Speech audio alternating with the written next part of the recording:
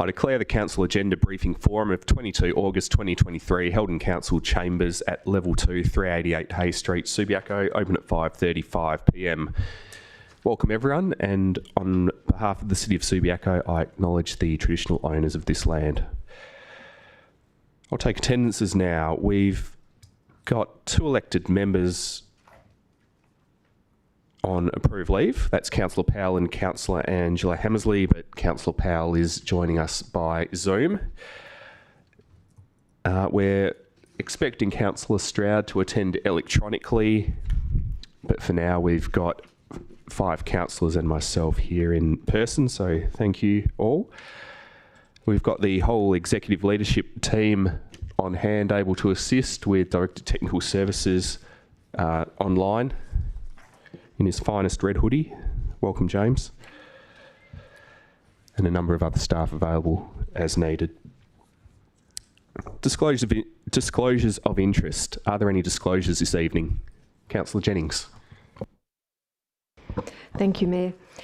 I, Lynette Jennings, wish to declare an interest in the following item to be considered by Council at its meeting to be held on 29 August 2023 and for tonight's Agenda Briefing Forum.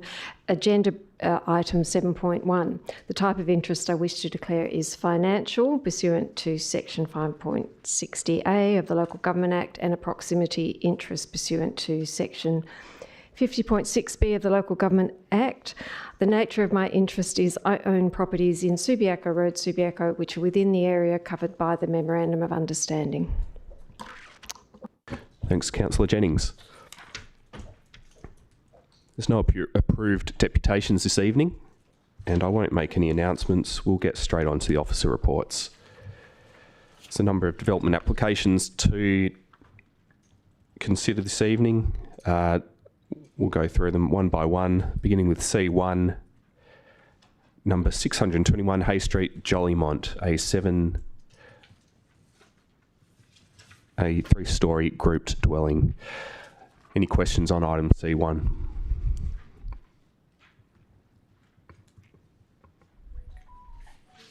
Councillor Powell.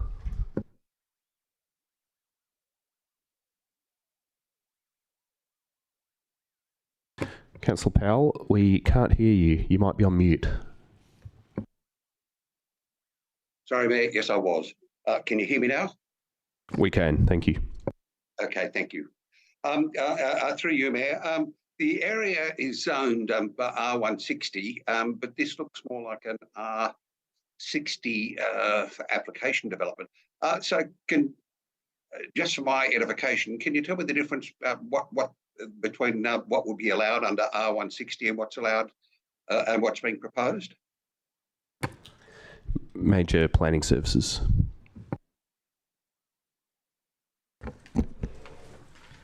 Thank you, and through you, Mayor McMullen. Yeah, so I can confirm that the site is R160. Yeah, so there's 7 3-storey group dwellings proposed. There has been 12 multiple dwellings approved on this site at 3 stories. So yeah, I guess that they could have done more dwellings on this site if they wanted to, but they chose not to, and they chose not to go down the pathway of doing apartments. They chose group dwellings instead. All right, thank you. To pick up a couple of points in the officer report, and what's been raised, in fact, by some of the neighbours to the development, that's the lack of visitor car parking spaces, which I think the design review panel said remained a weakness in this design. The lack of accessible parking for visitors. How has that been addressed? Thank you, and through you, Mayor McMullen. So the proposal does comply with car parking. One of the key changes over the course of this application was that all dwellings had proposed 2 car bays, and as a result of the design review panel process, it actually reduced down to 1 car bay per dwelling, which is what is actually required by the R codes. So there's sufficient visitor parking available. Still with the DRP, it didn't seem impressed with the landscaping either. Is that now satisfactory? Thank you, and through you, Mayor McMullen. So that was one of the recommendations from the design review panel. It has been developed over, I guess, the course of the proposal's life. There is a condition that requires a landscaping plan to be submitted to the city, and which may be subject to review by the DRP. So that still that still needs further review. Is that essentially the point? That's correct. Just in regard to the difficulty with the units seemed to be with Unit 1 and Unit 7. Can you just address the point about, especially in regard to, I think it's Unit 1 and that window that it's got, which is deemed, I think, a major opening. And which will require, I think, the use of discretion for approval. Thank you, and through you, Mayor McMullen. Yep. So that I guess front dwelling. If you look, I guess the impact is on the eastern adjoining property. If you look at on the city's maps or the diagrams provided for in the application, that's predominantly going to overlook car parking and hard stand areas. So it's not as sensitive as if it was to be a dwelling as such. Yeah, thank you. Any other questions? We'll move on from C1 onto C2, number 55 Bedford Avenue, Subiaco. 2 lots of 2-storey single houses with basements. Councillor Kosovich. Thank you, Mayor. As I understand it, this development at 55 Bedford Avenue in Subiaco initially attracted, when it went out for public consultation, 10 submissions and 8 objections. And I think the second iteration showed that the ceiling height, and it does show it in the officer report, had been lowered. Sorry, the overall height of the 2 dwellings. However, when I looked at the solar access, it's showing as 33.5%. And then I go down and read further, and it says there is no greater shadow proposed than the overshadowing from the former church. So my question is, has the lowering of height not resulted in a reduction in overshadowing? And just on the overshadowing, is the overshadowing 33.5%? And that covers seemingly 118 square metres of the southern side property. Can you just talk me through that, please? Major Planning Services. Thank you, and through you, Mayor McMullen. Yeah, so similar to the last application, this one's gone through a couple of design iterations to address a number of the city's concerns. One was overshadowing. Up until I think it was May this year, there was quite a large 2-storey church which had been existent since the mid-50s. So the shadow cast by that on the southern adjoining property was quite significant. That was used, I guess, as a reference point in considering this application to understand the relative impact of what existed up until May versus what is now being proposed. So there is, it is correct that there is 33.5% overshadowing as outlined in the report. Thank you. So just as you said that, so previously, what was the overshadowing? And it's come down to 33.5 from what, please?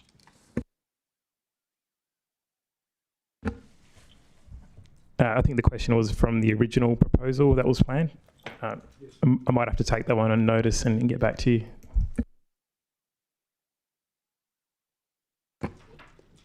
No further questions, thanks, Mayor. Thank you. Councillor Powell.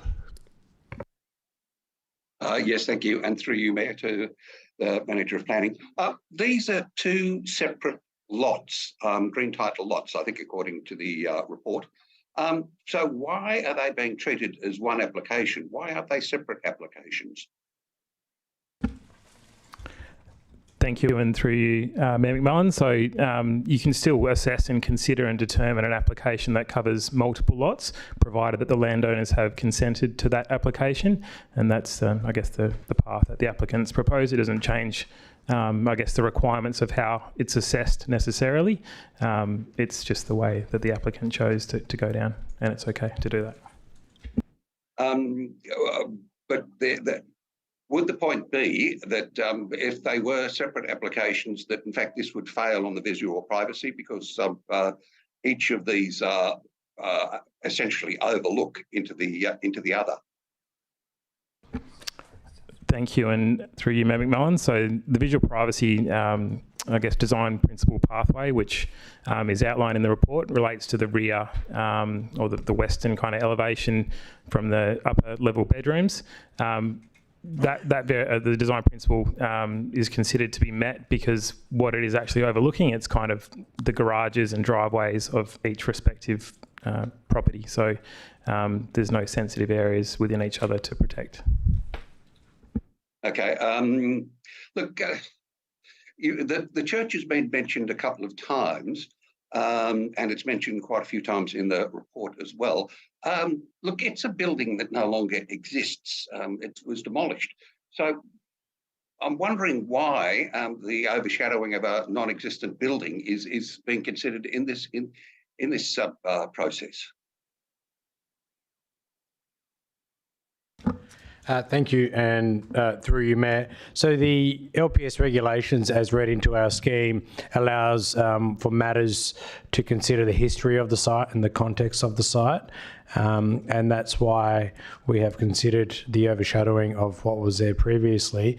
In addition, it is an east-west orientated lot, so any overshadowing is extremely difficult for such lots in and around Perth. Okay, so the church is still. Is there a time frame, by which sort of an existing building or a former building would be excluded from the assessment? Is there a time frame that says maybe 1 year or 5 years after its demolition? Is there any sort of gauge on that? Thank you, and through you, Mayor. So this application was actually lodged before the demolition of the church occurred. Now, it is up to council in informing its opinion with regard to the overshadowing to consider the merits of the church being there previously and how the land was previously impacted. There's no time limit as such because each application is different and requires the exercise of discretion for the design principle assessment. So, look, there's no hard and fast time limit, but it is one consideration as part of many. Well, one being the design context, one being the position of the site as an east-west orientated lot, and the other one being understanding what the neighbours previously faced when the church was there. Okay, thank you. Moving on to something quite a bit different, I think. Look, this is the visibility from the street, the lack of a setback on the top floor. Look, we've been told, I think, that there are no precedents in planning. But then the argument that's used to say that should be allowed is that there are 10 properties which in that area where the second story is visible from the street. So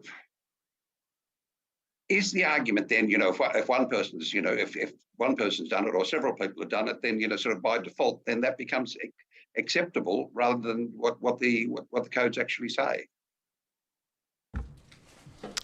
Thank you, and through you, Mayor McMullen. So I guess in assessing the application and considering it, we consider it against Council's Local Planning Policy 1.1, which relates to streetscape. So it does have some parameters in there about making the upper level not visible from the street, and then the certain circumstances where that's acceptable. So in one of the attachments in the discretionary assessment, you will see some diagrams which show the location of dwellings. There's a number of townhouses side by side directly across the road, which are basically 2 stories above the second story is directly above the ground floor. I suppose that's the question I'm asking, though. You know, sort of, if you get a number of non-conforming uses, does then that become, you know, the standard? Thank you, and through you, Mayor McMullen. So every application is assessed on its merits, and you know, for instance, if there's 10 properties in the surrounding area, you probably wouldn't look at one example and kind of lean on that. But there's a number of examples that warrants this application being supported from that perspective for the upper level, and there's all. Probably worthwhile looking at the development plans as well as only small portions or certain portions of the streetscape that would be visible from the street. Now onto the just final matter. The overshadowing cast by the proposed development will fall on the southern property's outdoor living area, balcony, and front veranda. And this is significantly different, I think, to what was originally there with the church. Now, isn't that detrimental to the amenity of that southern property? Thank you, and through you, Mayor McMullen. So this has been worked through quite extensively with the applicant to they're seeking the design principle pathway, obviously. So the house to the south has its primary outdoor living area to the rear. There will be some additional overshadowing. I think it's about 3.8 square metres or thereabouts from what exists currently. There is a northern outdoor living area as well, which was previously completely overshadowed, and the shadow cast by what the proposal is no greater than that. And then there's also a couple of windows which still get access to light, and the balcony that you're referring to at the rear of the southern adjoining property isn't affected at all. Yeah, thank you. I've just got a follow-up question for Director Development Services about the church that's no longer there. In your view, is consideration of the church still a relevant planning consideration, or is the fact that it's no longer there I suppose a reason to treat it as no longer relevant in our assessment? Thank you. And through you, Mayor, we mentioned it, so we do feel that it is important to consider it. It depends on what weight council would like to give to that. Now, what we've said is that the overshadowing in its context, and the neighbours have historically had shadow there. So council could take the view that now it's a brand new development, so there's no need to consider the history and context. But the local planning scheme regulations allow for that consideration and provide for that consideration. So council can give that some weight in considering whether the overshadowing is appropriate or not.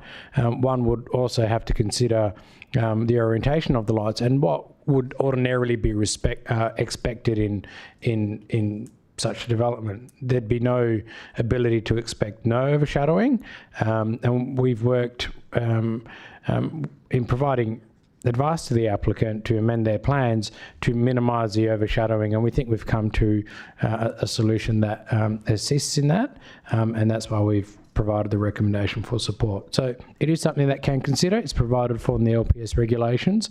It just depending on how much weight council would like to give on the consideration of a church being there until a few months back.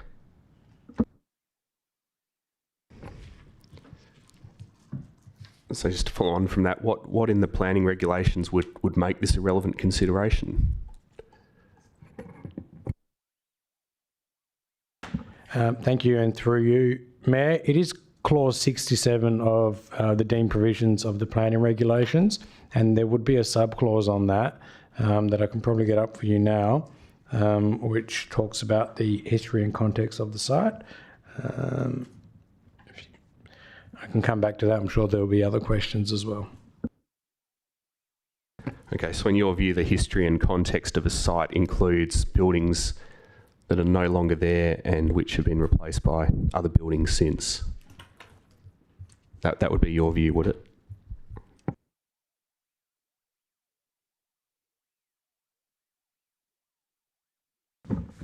Thank you, and through you, Mayor. So it is 67W, and yes, given the recent history of the church being there, we do feel that this is something that can be taken into account. Councillor Kosovich. Thank you, Mayor. I think the Mayor makes a fair point here. Given that we don't consider the heritage value of the church. It's got no heritage value whatsoever. I think it was built in 1955, if my reading is correct. And in terms of the overshadowing, it seems to me that it may be an unfair consideration in terms of the overshadowing. Would you allow more on this development than you would normally, the 33%? Thank you. Thank you, and through you, Mayor. So history and heritage are separated in that, so it doesn't have to be about heritage. Again, when you're considering overshadowing for an east-west slot, there are heaps of things that you can consider. So this is just one.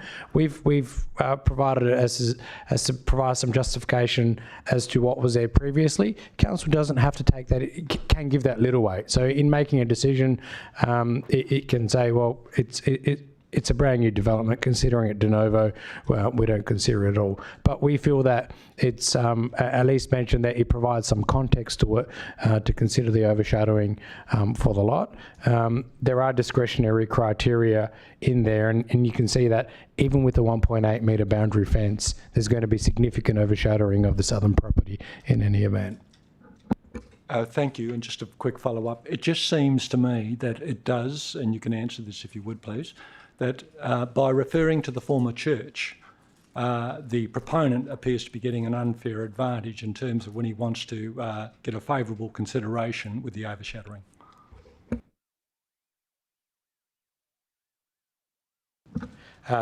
Thank you, and through you, Mayor. I don't believe considering an application under the LPS regulations provides anyone any unfair advantage. It's the law, and it's the regulations that we need to consider a proposal under. So I don't believe that someone providing an application within the legislative framework is considered unfair for anyone. Thank you. Councillor Burns.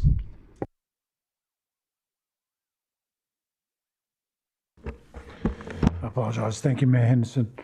Mayor Henderson. I've been called Mayor Taylor before, but this is a new one. I know what you meant, though. I don't know where that came from, sorry. She was always better looking than you. Anyway, thank you, Mayor McMahon. Look,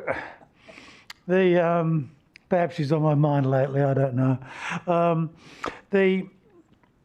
My question's this. In what we've just been discussing, okay, and the fact that this, for want of a better word, seems to be arbitrary, this considering non-existing buildings, right? My question is this, and it's probably more about the future than this one, but it still applies to this one. When does a non-existing building, in the administration's opinion, right, become irrelevant? How does it fade away? You know what I mean? 100 years, 10 years, 5 years. You know what I mean? We're talking about the relevance of something that's not there. Now, I'd like a graph. You know what I mean? When. You know, what's the J curve on this to when, if it was 100 years ago, would you care? I'd say not. 50, 25. You put your hand up when I get to a number that you're happy with, okay? I'll just count down from 25 because I don't think 25 is enough. 24, 23, 22, 20, 19. Do you want to toss a number at me? When doesn't it matter anymore? Thanks, Councillor. Director of Development Services, is that something you're able to answer? Thank you, and through you, Mayor. So it's very similar to the question that Councillor Powell asked only a couple of minutes ago, and that is the building, the church was there when this application was put in, and then it was demolished. So we think it's still fairly reasonable. There's no hard number on this, right? So the regulations don't say you have to consider something with an X time period, but it's relevant in the recent history and context of the site. As we said, we think that it's a relevant consideration. Council can give it little to no weight. if that's the opinion that it comes to collectively. So we feel that it's recent enough to be considered. It's only one of the considerations with regard to the overshadowing. The other one is where it actually impacts the primary outdoor living areas, the orientation of the site. So council could give it no weight and give the other ones additional weight, or vice versa. So unfortunately, I can't give you a time limit on the question. Thank you.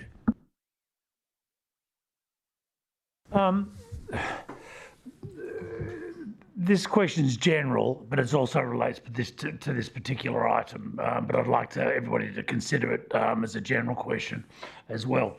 If so many times I hear the administration say the council can give it little or no weight, all right, but it's in the report, all right. Would it be possible in this report, and also thus other reports, that such comments are actually made? You know what I mean? We believe this, but by the way, you don't have to give it any consideration at all, right? It's just, this is what we believe. But it doesn't say that in there. It says blah, blah, blah, blah, blah. It doesn't say afterwards. I don't care if it's just a little star that actually, I don't care if we just create a symbol that denotes, you don't need to care about this at all. Yeah, it's a good point, Councillor Burns. It's probably a broader question even than just planning related, but Director of Development Services, what's your response to that? Thank you, and through you, Mayor. In the options section of the report, it says a different opinion may be formed on the merits of the proposal as assessed with the relevant design principles, and then you list the design principles underneath that as well. So we do provide it in the report, and it's something that we've recently been doing on advice from council. So on the merits of the overshadowing, the council can come to another opinion. I thank you for that, but I'm more talking about, okay, it's all very well to have this report and the bottom say, by the way, you can come up with another answer. Of course we can. We can actually come up with an answer that's completely wrong, right? Because we just don't like it and we all end up in SAT. I'm suggesting instead of like a bottom line, where there are not every single aspect, but where there's certain important parts, like overshadowing in this sort of issue, that is identified within that paragraph, right? That this, it's what I'd call a line call. You know what I mean? It's just, okay, this is what the administration believes. I'm fine with that, okay?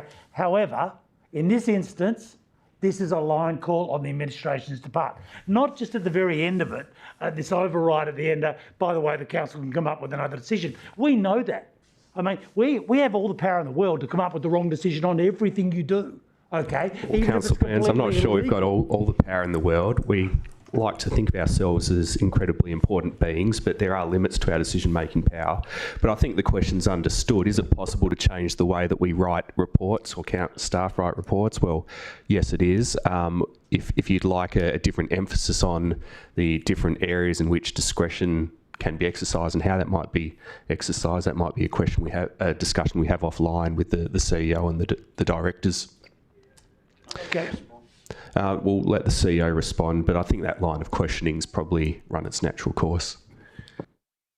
Yeah, and if I could, one of the things we've always tried to do is improve how we prepare reports and articulate options, but also within that we take the point in terms of where a bit more clarification of where council may or elected members individually may weight things differently than how the officers have prepared the recommendations. So we take that on board as part of an ongoing way in which we try and improve the way in which we prepare reports, and it's been subject to discussions that we've had fairly recently in terms of how we can improve the reports and ensure that options for elected members are simple to propose an alternate and there provide the justification for the alternate. So it is an ongoing process of improving all of our reports, not just planning.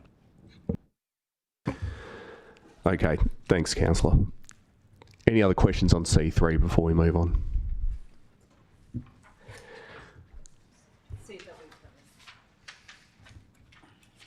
Have I skipped one? Okay, we'll move on from C2 and now go to C3. Oh. Okay, Councillor Powell, final question on C2.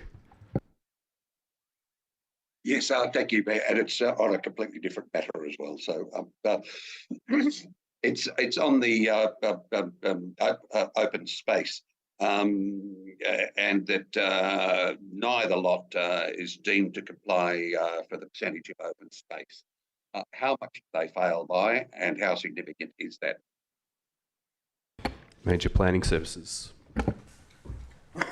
Thank you, and through you, Mayor McMullen. So in the officer's report, Table 4 outlines both the dwellings not satisfying the deemed to comply requirements. So they are required to provide 50% of open space for each dwelling.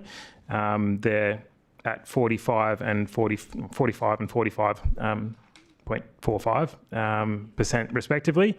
So that's about a shortfall of about 14 square metres or thereabouts for each dwelling.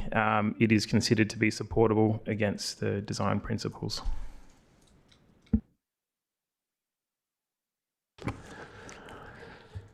Okay, if there's no further questions now, we'll move on from C2. We'll go on to C3, a Development WA referral for 64 Price Street, Subiaco, a 6-storey mixed-use development. Any questions on C3? Councillor De Vries.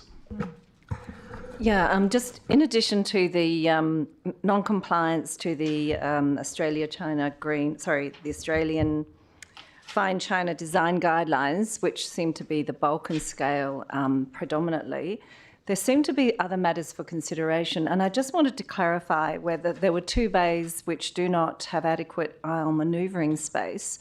It seems like it would create potentially quite a bottleneck for any cars that are parked in the parking area, where they would have to reverse 20 metres to exit the car park. What kind of potential problems might arise from that? That's my first question. Thank you. Major Planning Services. Thank you, and through you, Mayor McMullen. So that was one of the issues identified by the city's engineering services on review of the application. Those issues are not I guess, terribly uncommon when considering applications for planning approval or referrals from Development WA. They generally ironed out part of the design process. So yeah, it would be unlikely it would be approved like that. And the advice to Dev WA, or our recommendation, is that we make them aware of it, because we've got the expertise in-house and they don't always have that skill set. In addition to that, there seems to be an issue with the basement, and that the basement is 56% above the natural ground level. So given that there's also an additional storey both on the Price Street and the common green side as well, does that extra 56% effectively add an extra storey to both sides? So in effect making it 7 storeys and 6 storeys. Thank you. Thank you, and through you, Mayor McMullen. So when the city received the referral from Development WA, it was classified as a 5-storey mixed-use development. Upon further investigation and the information that we have available, just remembering that we're a referral body and we don't have all the information all the time, that our assessment was based on the definitions provided in the Subiaco redevelopment scheme, is that the basement would actually be counted as a storey. But in saying that, we didn't have access to all the plans, and that plan being a site survey which would have all the spot levels. It'll be up to Development WA to determine that. They have been made aware of it, but it's up to them to form that opinion either way as part of their assessment. Any other questions? Councillor Burns. Thank you, Mayor David McMullen. Could I have some background information, if it's possible, on maybe there wasn't any, but if during this process there was communication between the administration and the applicants? And the reason I ask this, to help seek an answer if communication did take place, is in the presentation, it's like they tried really hard. You know what I mean? They tried to get the ovens in. They tried to do bricks. They tried it's like they tried everything all over the place.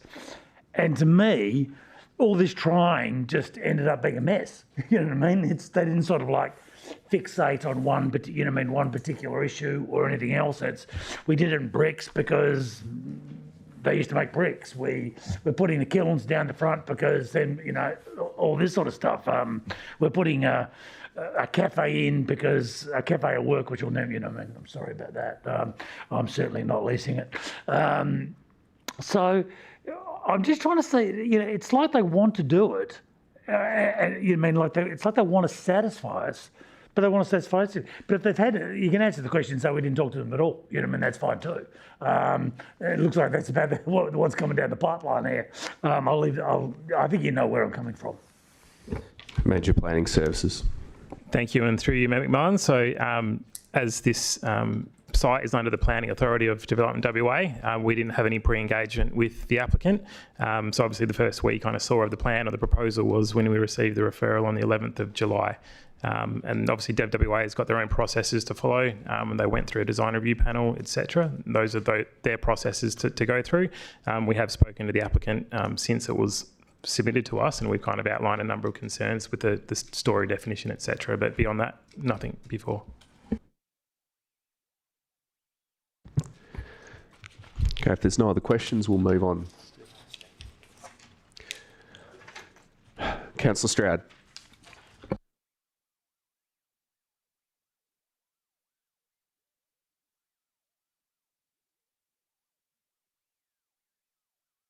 Can't hear you, Councillor Stroud.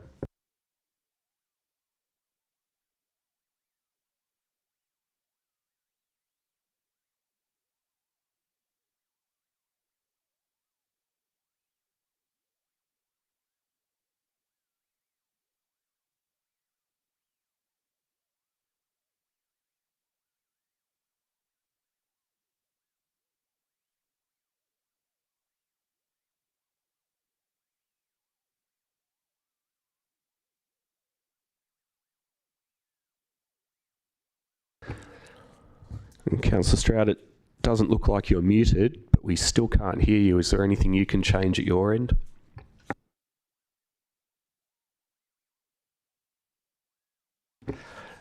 Is the question one you could type into the chat box?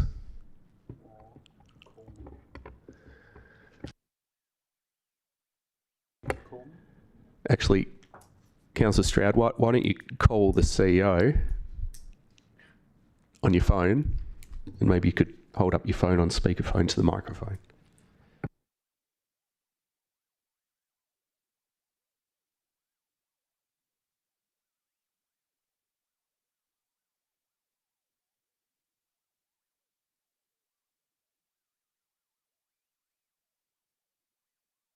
Does this work? It does, Councillor, we can hear you. Thank you. I have no idea why my mute isn't working, but good evening, everyone. The history for this site is that the kiln was meant to be rebuilt and a building built over it. Now the excuse is that the bricks have deteriorated and it's not possible. So I've got two questions to that. What percentage, approximate percentage, would be the rebuilding of the kiln being incorporated into the site? And who takes responsibility for what is left on that block of land in front of Lords? Thank you.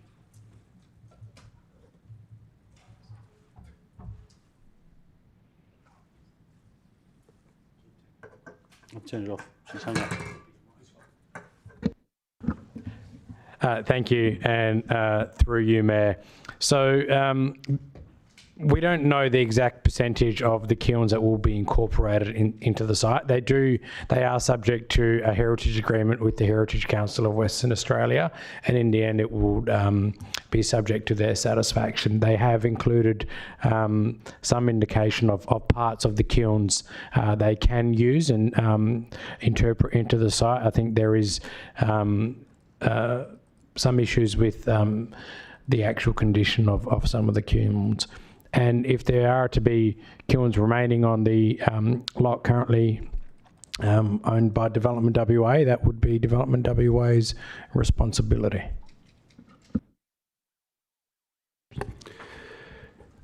Any other questions, Councillor Stroud? Any other questions from any other councillor? Great, we'll move on. C4, the draft operational policy 2.3, planning for public open space. Any questions on the officer report? I'll start with one. I might direct it to Director Development Services.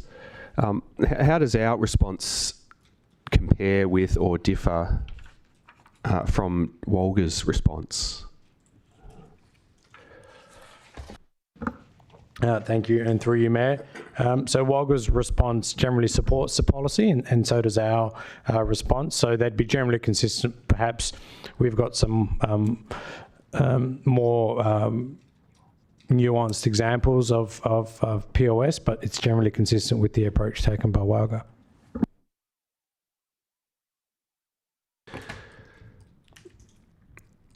Any questions from councillors? Councillor Powell. Yes, thank you, and through you, Mayor. It would appear that, you know, that Subiaco is certainly not a greenfield site. So it would appear in many regards that there would be little benefit to the city from this policy, or the contribution, you know, the recommended contribution towards or financial contribution towards public open spaces. Is that fairly well? I suppose is that on the money, that we're really not going to get much out of this policy. Major Planning Services. Thank you, and through you, Mayor McMullen. So I guess probably the simplest way to look at it is that under the current Planning and Development Act, POS contributions are only required when there's 3 or more lot subdivisions. What the draft operational policy does is widen it quite greatly. It also includes commercial, industrial development as well. So I guess the natural scope and the expansion of that is a very positive step in the right direction, and the state government recognising that there are pressures in certain local governments and certain regions. So yeah, there's a number of things that, okay. And just to add to that, Councillor Powell. So previously, the Planning and Development Act was pretty clear on 10% for greenfield subdivision proposals, and it was not very clear on infill development. So what this policy does, it actually makes it clear that local governments in infill areas can seek 5% cash in lieu contribution. So it's actually opened up much more ability for inner city local governments to actually recoup some POS, cash in lieu funds. And the other part is that Subiaco, like some other inner city local governments, was developed before the 1950s, and that's when the 10% provision came in. So we wouldn't have had any POS contributions in much of our development. So this policy actually provides additional guidance for receiving POS and cash in lieu funds for infill subdivision and strata and built subdivision, where it wasn't there previously. All right, thank you. Councillor Burns. Thank you, Mayor McMullen. My question would be this.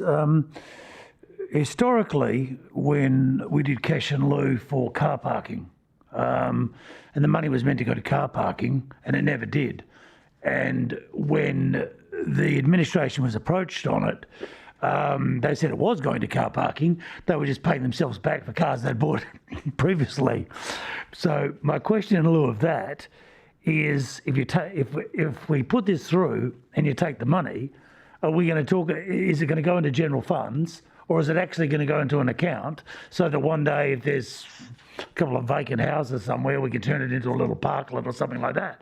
So I'd like to know where exactly, I mean, is the money going to general funds or is it going to be put away? Because in the past with car parking, it never was. It was just when it was repaying car bays that were bought 50 years ago. So I don't want to hear that, this is the Richard Diggins Park that we, bought, 30 years ago, and now we're just paying ourselves back for it, sort of argument. So that's my question. Director of Development Services. Yeah, thank you. And through Councillor Burns, look, I can't talk for what the City of Subiaco did previously in terms of car parking, but I can talk about the requirement that funds go in a POS reserve, and any expenditure does need to be approved by the Minister for Planning. So I've seen that actually occur a few times in previous work experience.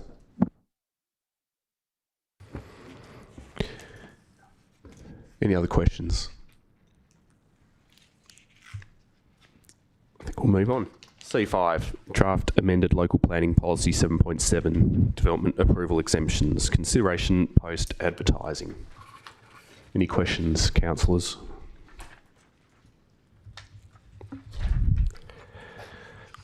We'll move to C6, Rockaby Road and Hay Street Heritage Area Modifications and Draft Amended Local Planning Policy 3.6, Consideration Post-Advertising. Any questions?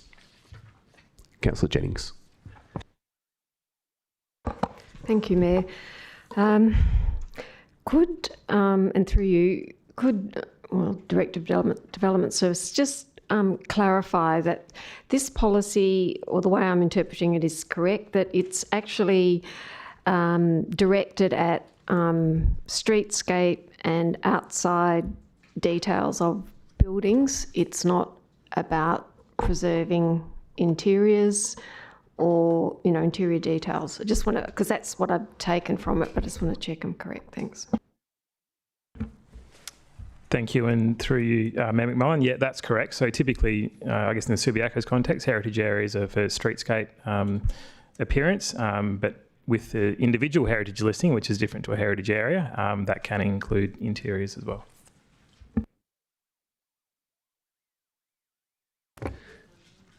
Another one from Councillor Jennings. Thank you. And leading on from that, there's a suggestion in there about a couple of buildings that might be or looked into for some kind of heritage listing. So is there any work being done on any of those buildings within this area, or that might be, or that staff are looking at getting a heritage listing for? Thanks. Thank you, and through you, Mayor McMullen. So it's obviously been flagged as a couple of properties that may be worthy of consideration on the heritage list. There's separate processes to follow. It can't be as part of this process to consider what council's considering next week, but it is something we will look into the next time we consider, or we get a request from council to do it, or we get a request from, say, an owner to look into it in a bit more detail. Okay, so just to clarify, that staff are not working on anything like that at the moment? Not at the moment, no. Councillor White. Why do you sound surprised? Thank you. Just a question about laneways. I understand the one respondent had mentioned the back laneways, and there was argument that a back laneway should not be included, I think, because there could be modifications made to that, because it would be difficult, essentially, from what I understand. But there are side laneways that are included here. I guess what I'm just trying to understand is some of these laneways at the back actually back onto car parks, so they're kind of front-facing from the car park side. Just wondering what the rationale is fully here. And maybe through you, Mayor, just a second quick question, because it's probably easier that way. And the other question about the area prescribed, as I understand it, the area opposite the civic precinct, it was also suggested that that might be included. But the argument was like, that's too close, I think, Well, I don't quite understand the argument as to why that should not be included as well. So maybe if I could put those two questions in. Thank you. Thank you, and through you, Mayor McMullen. So one of the things that did come out in the public submission period was, I guess, the importance of laneways, and previously they weren't necessarily identified as being of any particular importance through the existing heritage area. Obviously, there's a number of laneways that go east-west off Rockaby Road, and I guess the importance for them is that a number of buildings that abut those laneways, the building kind of turns, and they I guess are read as part of that building and the historic development patterns of Subiaco. So I hope that answers your first question. And then I guess in relation to your second question, we did consider, one of the submissions did raise possibly expanding the heritage area further south. Again, that's a separate process to go through. It would require quite a big change to, I guess, the path that we've gone down with this one to expand the heritage area. So some of the buildings in that precinct are on the heritage list, like such as the museum, but I guess the historic development pattern is more coherent in the existing heritage area. But if council wanted us to look at possibly expanding it further, that's something we could look at. I guess both my questions were somewhat about, expanding the territory somewhat. And so I guess what is the process? You say if we want that, we would look at that. You wouldn't want that done as an addition to this motion, I'm assuming, or this recommendation, I'm assuming. But maybe you could outline what that process would be. And just to be clear, of course, I was talking about the premises over the road from the civic precinct, not the museum, which I think is in the civic precinct. It seemed to me that they're not residential, they are commercial, and they're over the road from, and it didn't seem too difficult to expand to there. But I do understand there's a different process to get to expansion of the area. And you've described that as being difficult and different. So I just wanted to be clear about that. Thank you. Thanks, and through you, Mayor. Excuse me. So when this heritage area was created some time ago, it was really about the commercial development of Subiaco as a town centre, really focusing on Rockaby Road and Hay Street in that area. Now, if you go south to opposite the civic precinct, that is actually not connected to the historical development of north of Bagot Road. It's a different development scale. So you've got a petrol station and you've got some buildings that were developed in the 90s. So to maintain what the heritage fabric was of that area, it was probably excluded at that time. And at this time, that's the reason why we're not considering expanding it. The process is that we would have to undertake a heritage assessment of the properties opposite the civic precinct to understand whether they actually are any heritage value, and that will be undertaken. That could be undertaken in accordance with the guidelines that the Heritage Council provides. If that's something that's requested by council, then that's something that we would do, but it currently isn't within our heritage strategy, which guides what we've been doing in the past few years to do that, which is probably why we haven't done it. And the process would just be a legislative process from there, advertising, preparing the heritage area, asking for submissions, and then adopting it if suitable. Councillor Kosovich. Thank you, Mayor. Just on the heritage and the creep of it, that's the precinct. The Park Street heritage precinct, that's heading east on Park Street up to Olive Street, and then heading north on Olive down to Barker Road. That has been commenced. What was the driver of that, and is that complete? And what is the next move? Will this go further? I just would like to just have a better understanding of that, please.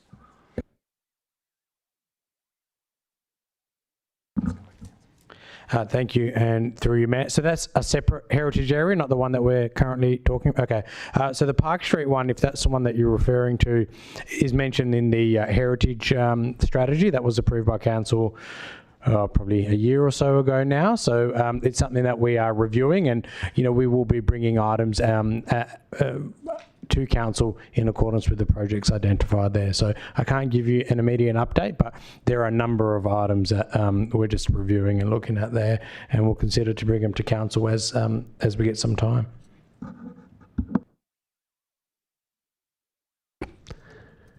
If there's no other questions, we'll move on. C7, 203 Bagot Road, Subiaco, nomination for the significant tree register. Any questions on C7?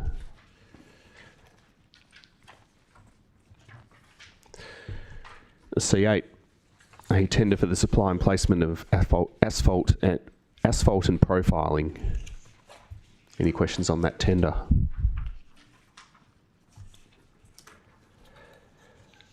C9, Digital Transformation Project, appointment of project management support.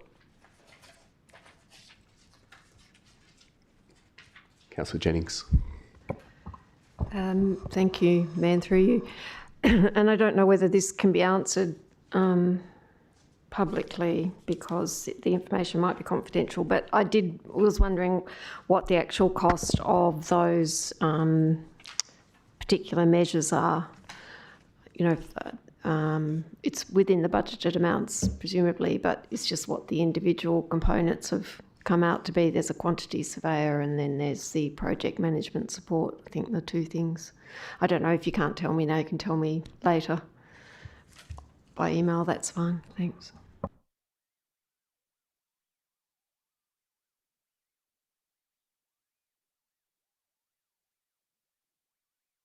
We'll take that question on notice. Thanks, Councillor. Any other questions on C9? C10, policy review, budget reallocations. Any questions on C10? Councillor Jennings. Thank you, Mayor. Through you. Just looking at the policy, which is on in the attachments, which is PDF page 406, if anyone wants to look at it. In the last paragraph of the policy, it's talking about CEO and directors approving expenditure in excess of an estimate in the budget. And the process for doing that is, one of the things is such approvals are ratified by council via the budget review process. But when the CEO and directors are approving this expenditure, how does that work? Because if you're approving the expenditure, it's presumably to be spent, you know, and the council's approval would be, it's ratifying, I guess, what approval's already been given by the CEO and directors, but that money would not have been spent, is that correct, before council ratifies the approval? What's the process? Director Corporate Services. Through you, Mayor. Yeah, so my understanding of that line is, and it's a legacy line from the prior version of the policy, is that the CEO and directors are, you know, under the policy enabled to actually make that approval, but ratifying is kind of, well, you've seen what was approved and you've essentially endorsed it, but the CEO and directors are able to actually approve the expenditure to take place before that ratification has taken place. CEO, would you like to provide any further clarification based on your prior experience?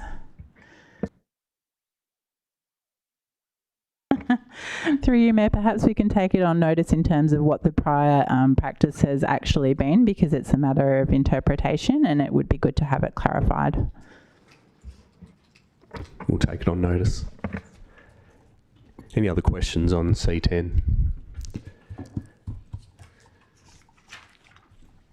C11, financial statements and reports for the month ending 30 June 2023. Any questions on C11?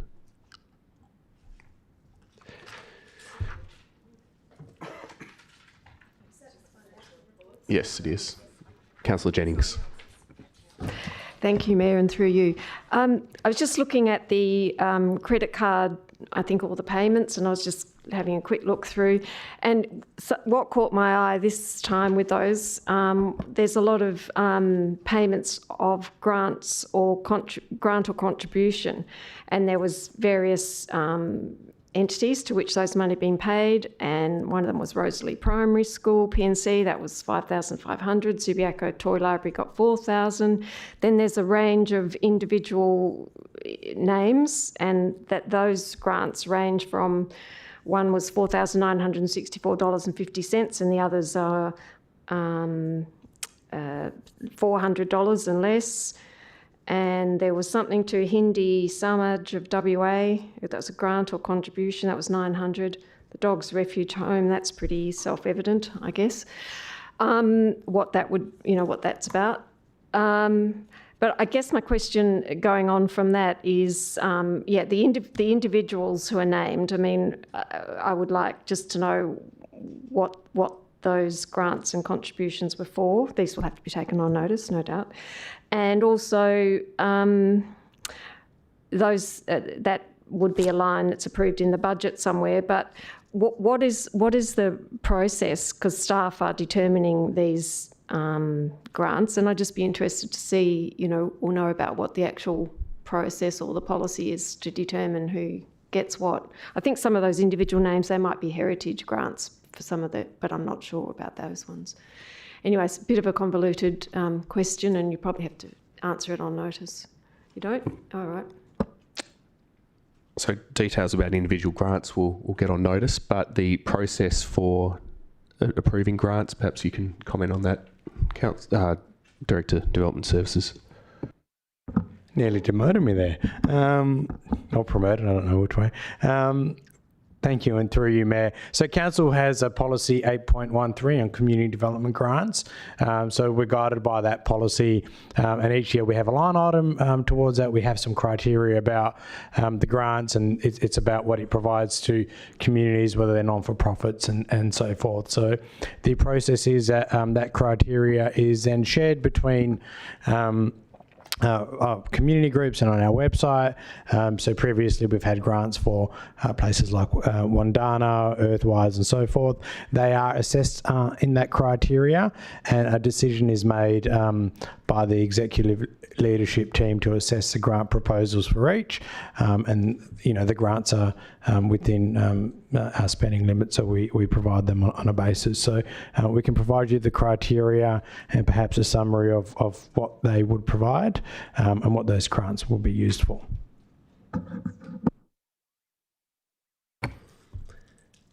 If there's no other questions on C11, we'll move on to C12. Financial statements and reports for the month ending 31 July 2023. Any questions on C12?